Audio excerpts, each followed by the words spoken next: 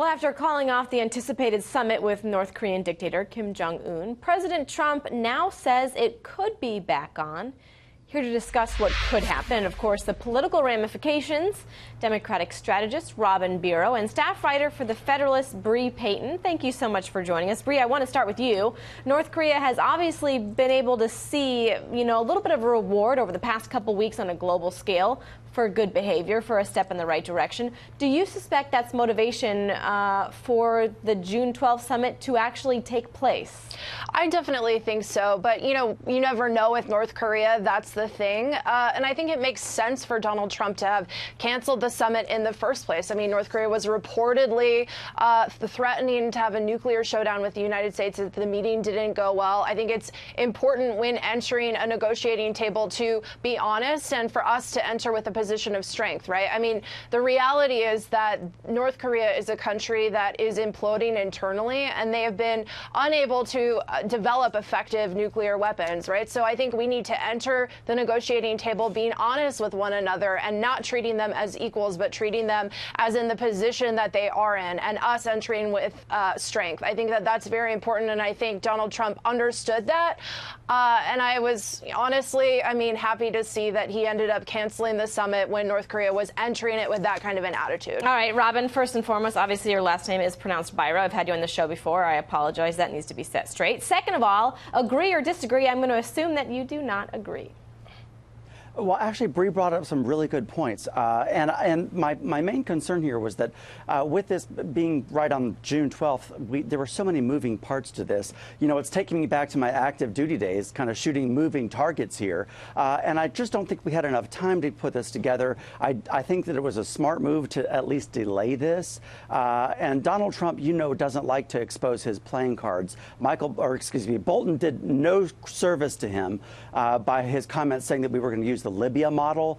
And I know that was taken out of context, but the perception from Kim Jong Un was certainly that, he was going to end up dead like Gaddafi on the meat factory floor. Okay, but if we see Kim Jong Un maybe take a more aggressive stance as he did, weeks and months ago, then what is my question? If we see him we're meeting with the South Korean president, there's right. Efforts for it to take place, but that could change. So then what?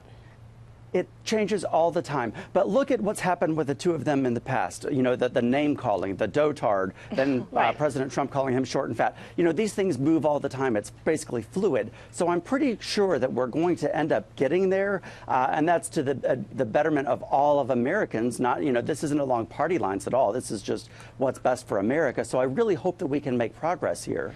Bree, I want to weave China into the conversation because obviously the president has been critical of President Xi for a number of reasons.